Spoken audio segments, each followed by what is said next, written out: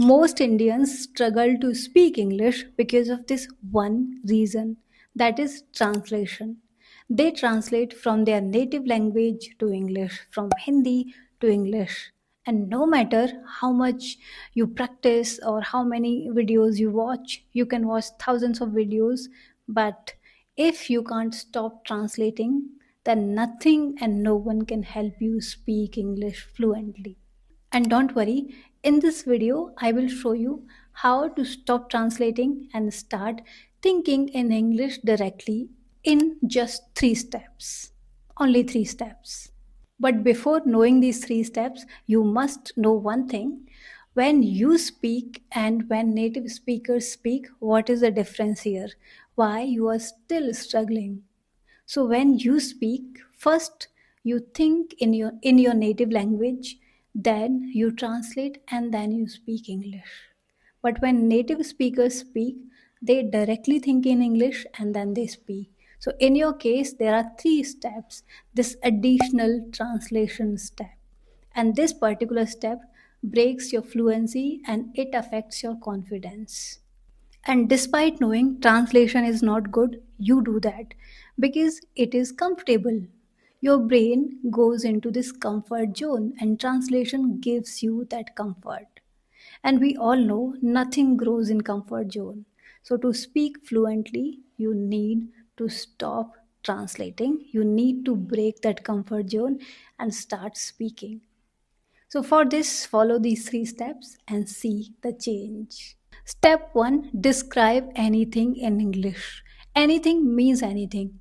You can describe your surroundings, you can describe any incidents, anything. The purpose is to train your mind consciously to think in English.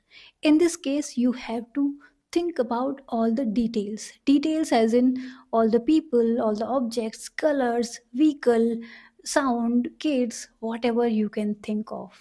And for this, the best option would be you sit alone somewhere, close your eyes, and think about it. For this video purpose, I'll give you one example related to me, and then you can do the same thing. So, this in this video, I'll talk about when I went outside this morning. I will talk about all the small details. For example, I can say when I left my house, I was wearing black t-shirt and black trouser. I live on 10th floor, so I had to take lift to get to down ground floor. And it was the morning time, so mostly lift is occupied in the morning time, so I had to wait for 4 5 minutes. And when I got to ground floor, I noticed some kids were playing, some kids were swimming, some of them were playing basketball, they were screaming and yelling and laughing out loud. And when I left for outside, I saw 4 old people. They were walking alongside the road. And when I was approaching the market, I observed one new car. It was golden in color. I did not like the color, but it was new, so it was clearly visible from far. It was shiny. And one person walking alongside me was screaming loudly over a call. Maybe he was fighting or explaining something to someone very loudly, and it took me almost 20 minutes to get there. It was a morning time, that's why I reached in 20 minutes. Otherwise, usually it takes more than 30 minutes. If you noticed, I talked about all the details. Likewise, you can do the same thing. You can think of all the details, colors, sound, kids, people, plants, trees, whatever is coming on the top of your mind. And now, step 2, learn phrases, not just words. Many people have the habit of memorizing words, this long list, in the hope that if they know hundreds of words, then only they can speak. It's okay if you remember words, but in real life, we don't speak in words, we speak in phrases. So instead of memorizing those single words, focus on learning phrases directly. For example, instead of saying go, learn let's go. Come, come with me. Late, I'm getting late. Call, I will call you later. So think in these phrases, not just words. And most importantly, learn the phrases that you do use on a daily basis. Phrases as in some day to day sentences. For example, when we speak in our native language, mostly our conversation is repeated, right? Repetition is there in the conversation. We speak similar kind of sentences. Our conversation is mostly repeated, limited. You can do the same in English. You can think of day to day used sentences.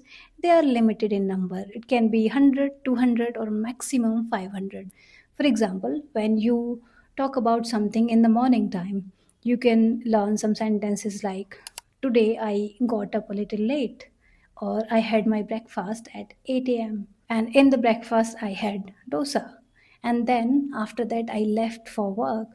Today, I got stuck in the traffic, but I reached to my office on time. Likewise, you can think of different scenarios.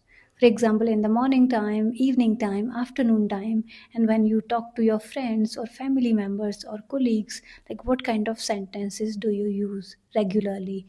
Or when you go to market, in the market, what do you talk about? The price of the product, or size, or different colors, or mostly you talk about the weight, right? So those kind of sentences are limited. Once you start learning those sentences, you train your mind to adapt those sentences quickly. And when you learn them regularly, when you practice them regularly, they become the part of your routine or a habit. And when they are the part of your habit, they come naturally. You don't need to force yourself to speak them. They become the automatic routine of your life or your day. So it's better to learn those sentences. They are limited, maximum 500. So once you start using them again and again in your day to day life, naturally they will become the part of your routine. Try that, and the best option would be you can write them somewhere. Now, third and final step, listen to English. Yes, listening is very, very important if you want to speak English. To speak, you need to have enough English in your mind. If it is not there, that's why you translate. And think about it. You easily fall into this comfort zone of translating. You think about your native language because you have listened to it a lot. Subconsciously or consciously, you have listened to your native language. Now, to learn English, you need to do the same thing. You need to listen to English, you need to acquire that language so that when you speak something, it should come naturally. And for that, you can watch something, you can listen to interviews, conversations, podcast, anything.